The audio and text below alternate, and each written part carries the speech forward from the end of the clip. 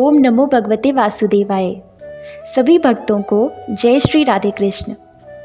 श्रीमद् भागवत महापुराण तृतीय स्कंद 31 अध्यायः। मनुष्य योनि को प्राप्त हुए जीव की गति का वर्णन। श्री भगवान कहते हैं, माता जी, जब जीव को मनुष्य शरीर में जन्म लेना होता है तो वह भगवान की प्रेरणा से अपने पूर्व कर्म अनुसार देह प्राप्ति के लिए पुरुष के वीर्य कण के द्वारा स्त्री के उदर में प्रवेश करता है। वहाँ वह एक रात्रि में स्त्री के रज में मिलकर एक रूप कलल बन जाता है। 5 रात्रि में बुद्बुद रूप हो जाता है। 10 दिन में बेर के समान कुछ कठिन हो जाता है और उसके बाद मांसपेशी अथवा अंडज प्राणियों में अंडे के रूप में परिणत हो जाता है। 1 महीने में उसके सिर निकल आता है। 2 मास में हाथ, पाँव आदि अंगों का विभाग हो जाता है और 3 मास में नख, रोम, अस्थि, चर्म, स्त्री पुरुष के चिन्ह तथा अन्य छिद्र उत्पन्न हो जाते हैं। 4 मास में उसमें मांस आदि 7 धातुएं पैदा हो जाती हैं। 5वें महीने में भूख प्यास लगने लगती है और 6ठे मास में झिल्ली से लिपटकर वह दाहिनी कोख में घूमने लगता है। उस समय माता के खाए हुए अन्न जल आदि से उसकी सब धातुएं पुष्ट होने लगती हैं और वह कृमि आदि जंतुओं के उत्पत्ति स्थान उस जघन्य मल मूत्र के गड्ढे में पड़ा रहता है। वह सुकुमार तो होता ही है, इसलिए जब वहाँ के भूखे कीड़े उसके अंग प्रत्यंग नोचते हैं तब अत्यंत क्लेश के कारण वह क्षण क्षण में अचेत हो जाता है। माता के खाए हुए कड़वे, तीखे, गरम, नमकीन, रूखे और खट्टे आदि उग्र पदार्थों का स्पर्श होने से उसके सारे शरीर में पीड़ा होने लगती है। वह जीव माता के गर्भाशय में झिल्ली से लिपटा और आंतों से घिरा रहता है। उसका सिर पेट की ओर तथा पीठ और गर्दन कुंडलाकार मुड़े रहते हैं। वह पिंजड़े में बंद पक्षी के समान पराधीन एवं अंगों को हिलाने डुलाने में भी असमर्थ रहता है। इस समय आदृष्ट की प्रेरणा से उसे स्मरण शक्ति प्राप्त होती है। तब अपने सैकड़ों जन्मों के कर्म याद आ जाते हैं और वह बेचैन हो जाता है तथा उसका दम घुटने लगता है। ऐसी अवस्था में उसे क्या शांति मिल सकती है? 7वां महीना आरंभ होने पर उसमें ज्ञान शक्ति का भी उन्मेष हो जाता है, परंतु प्रसूति वायु से चलायमान रहने के कारण वह उसी उदर में उत्पन्न हुए विष्ठा के कीड़ों के समान एक स्थान पर नहीं रह सकता।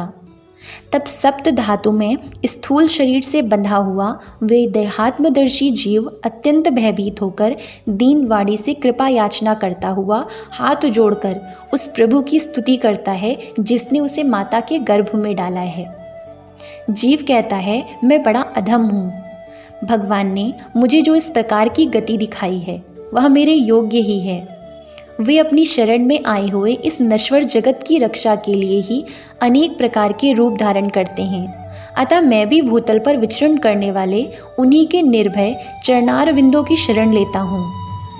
जो मैं जीव इस माता के उदर में देह, इंद्रिय और अंतःकरण रूपा माया का आश्रय कर पुण्य पाप रूप कर्मों से आच्छादित रहने के कारण बुद्धि की तरह हूँ, बद्ध की तरह हूँ, वही मैं यहीं अपने संतप्त हृदय में प्रतीत होने वाले उन विशुद्ध, उपाधि रहित, अविकारी और अखंड बोध स्वरूप परमात्मा को नमस्कार करता हूँ।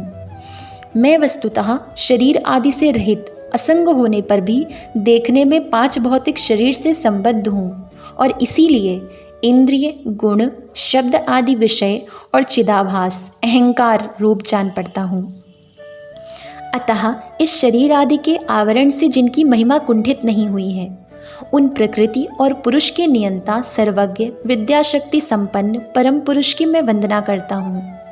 उन्हीं की माया से अपने स्वरूप की स्मृति नष्ट हो जाने के कारण यह जीव अनेक प्रकार के सत्व आदि गुण और कर्म के बंधन से युक्त इस संसार मार्ग में तरह तरह के कष्ट झेलता हुआ भटकता रहता है। अतः उन परम पुरुष परमात्मा की कृपा के बिना और किस युक्ति से इसे अपने स्वरूप का ज्ञान हो सकता है? मुझे जो यह त्रैकालिक ज्ञान हुआ है, यह भी उनके सिवा और किसने दिया है? क्योंकि स्थावर जंगम समस्त प्राणियों में एकमात्र वे ही तो अंतर्यामी रूप अंश से विद्यमान है। अतः जीव रूप कर्मजनित पदवी का अनुवर्तन करने वाले हम अपने त्रिविध तापों की शांति के लिए उन्हीं का भजन करते हैं। भगवान, यह देहधारी जीव दूसरी माता के देह के उदर के भीतर मलमूत्र और रुधिर के कुएं में गिरा हुआ है। उसकी जठराग्नि से इसका शरीर अत्यंत संतप्त हो रहा है। उससे निकलने की इच्छा करता हुआ यह अपने महीने गिन रहा है। भगवान, अब इस दीन को यहाँ से कब निकाला जाएगा? स्वामिन, आप बड़े दयालु हैं। आप जैसे उदार प्रभु ने ही इस 10 मास के जीव को ऐसा उत्कृष्ट ज्ञान दिया है। दीन बंधु, इस अपने किए हुए उपकार से ही आप प्रसन्न हों, क्योंकि आपको हाथ जोड़ने की सिवा आपके उस उपकार का बदला तो कोई दे भी कैसे सकता है। प्रभु, संसार के ये पशु पक्षी आदि अन्य जीव तो अपनी मूढ़ बुद्धि के अनुसार अपने शरीर में होने वाले सुख दुख आदि का ही अनुभव करते हैं, किंतु मैं तो आपकी कृपा से शम दम आदि साधन संपन्न शरीर से युक्त हुआ हूँ। अतः आपकी दी हुई विवेकवती बुद्धि से आप पुराण पुरुष को अपने शरीर के बाहर और भीतर अहंकार के आश्रयभूत आत्मा की भांति प्रत्यक्ष अनुभव करता हूँ। भगवान, इस अत्यंत दुख से भरे हुए गर्भाशय में यद्यपि मैं बड़े कष्ट से रह रहा हूँ, तो भी इससे बाहर निकलकर संसार में अंधकूप में गिरने की मुझे बिल्कुल इच्छा नहीं है, क्योंकि उसमें जाने वाले जीव को आपकी माया घेर लेती है, जिसके कारण उसकी शरीर में अहम बुद्धि हो जाती है। वह शरीर से सांसारिक ही चीज़ों से स्वयं को अपना आधिपत्य मानने लगता है और उसके परिणाम में उसे फिर इस संसार चक्र में ही पड़ना पड़ता है। अतः मैं व्याकुलता को छोड़कर हृदय में श्री विष्णु भगवान के चरणों को स्थापित कर अपनी बुद्धि की सहायता से ही अपने को बहुत शीघ्र इस संसार रूप समुद्र के पार लगा दूंगा, जिससे मुझे अनेक प्रकार के दोषों से युक्त यह संसार दुख फिर न प्राप्त हो। कपिल देव जी कहते हैं, माता, वह 10 महीने का जीव गर्भ में ही जब इस प्रकार विवेक संपन्न होकर भगवान की स्तुति करता है, तब उस अधोमुख बालक को प्रसव काल की वायु तत्काल बाहर आने के लिए ढकेलती है। उसके सहसा ठेलने पर वह बालक अत्यंत व्याकुल हो नीचे सिर करके बड़े कष्ट से बाहर निकलता है। उस समय उसके श्वास की गति रुक जाती है और पूर्व स्मृति नष्ट हो जाती है। पृथ्वी पर माता के रुधिर और मूत्र में पड़ा हुआ वह बालक विष्ठा के कीड़े के समान छटपटाता है। उसका गर्भवास का सारा ज्ञान नष्ट हो जाता है और वह विपरीत गति देह अभिमान रूप अज्ञान दशा को प्राप्त होकर बार बार जोर जोर से रोता है। फिर जो लोग उसका अभिप्राय नहीं समझ सकते, उनके द्वारा उसका पालन पोषण होता है। ऐसी अवस्था में उसे जो प्रतिकूलता प्राप्त होती है, उसका निषेध करने की शक्ति भी उसमें नहीं होती। जब उस जीव को शिशु अवस्था में मैली कुचैली खाट पर सुला दिया जाता है, जिसमें खटमल आदि स्वेदक जीव चिपटे रहते हैं, तब उसमें शरीर को खुजलाने, उठाने अथवा करवट बदलने की भी सामर्थ्य न होने के कारण वह बड़ा कष्ट पाता है। उसकी त्वचा बड़ी कोमल होती है। उसे डांस, मच्छर और खटमल आदि उसी प्रकार काटते रहते हैं जैसे बड़े कीड़े को छोटे कीड़े। इस समय उसका गर्भावस्था का सारा ज्ञान जाता रहता है, सिवा रोने के वह कुछ नहीं कर सकता। इसी प्रकार बाल्य अर्थात कौमार और पौगंड अवस्थाओं के दुख भोगकर वह बालक युवावस्था में पहुंचता है। इस समय उसे यदि कोई इच्छित भोग नहीं प्राप्त होता, तो अज्ञानवश उसका क्रोध उद्दीप्त हो उठता है और वह शोकाकुल हो जाता है। देह के साथ ही साथ अभिमान और क्रोध बढ़ जाने के कारण वह काम परवश जीव अपना ही नाश करने के लिए दूसरे कामी पुरुषों के साथ वैर ठानता है। खोटी बुद्धि वाला वह अज्ञानी जीव पंचभूतों से रचे हुए इस देह में मिथ्या अभिनिवेश के कारण निरंतर मैं मेरेपन का अभिमान करने लगता है। जो शरीर इसे वृद्धावस्था आदि अनेक प्रकार के कष्ट ही देता है तथा अविद्या और कर्म के सूत्र से बंधा रहने के कारण सदा इसके पीछे लगा रहता है, उसी के लिए यह तरह तरह के कर्म करता रहता है, जिनमें बंध जाने के कारण इसे बार बार संसार चक्र में पड़ना होता है।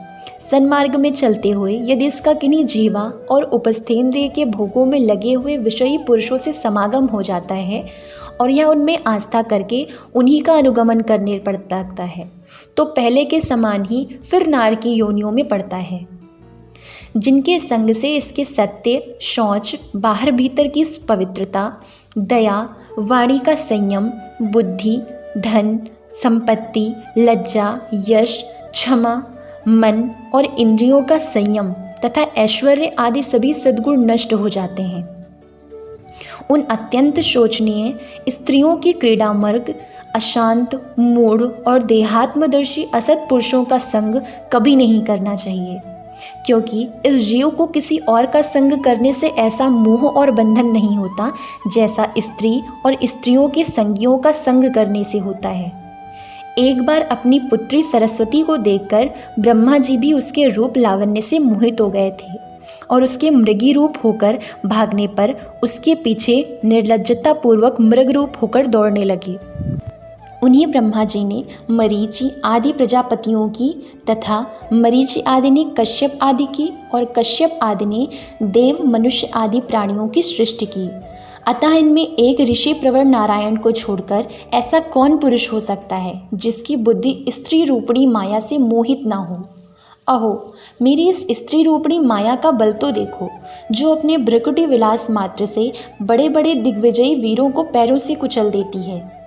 जो पुरुष योग के परम पद पर आरूढ़ होना चाहता हो अथवा जिसे मेरी सेवा के प्रभाव से आत्मा अनात्मा का विवेक हो गया हो, वह स्त्रियों का संग कभी ना करे, क्योंकि उन्हें ऐसे पुरुष के लिए नरक का खुला द्वार बताया गया है। भगवान की रची हुई यह जो स्त्री रूपिणी माया धीरे धीरे सेवा आदि के मिस से पास आती है, इसे तिनकों से ढके हुए कुएं के समान अपनी मृत्यु ही समझें। स्त्री में आसक्त रहने के कारण तथा अंत समय में स्त्री का ही ध्यान रहने से जीव को स्त्री योनि प्राप्त होती है। इस प्रकार स्त्री योनि को प्राप्त हुआ जीव पुरुष रूप में प्रतीत होने वाली मेरी माया को ही धन, पुत्र और गृह आदि देने वाला अपना पति मानता रहता है।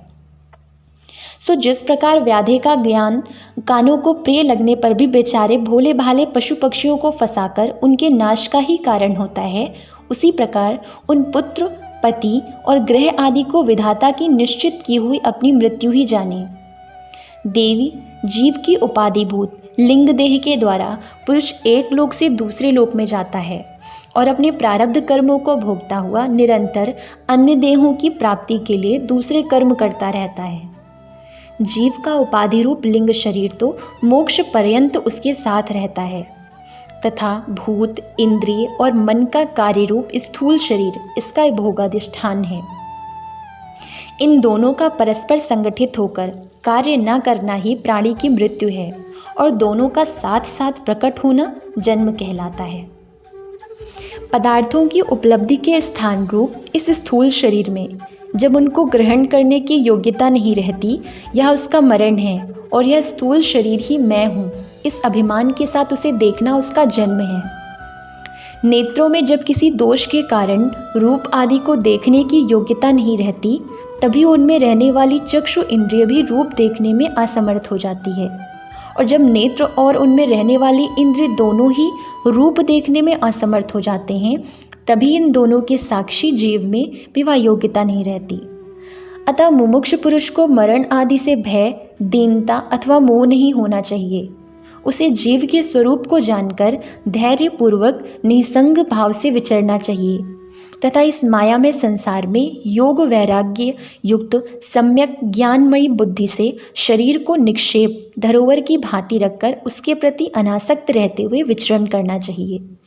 ओम नमो भगवते वासुदेवाय। जय श्री राधे कृष्ण।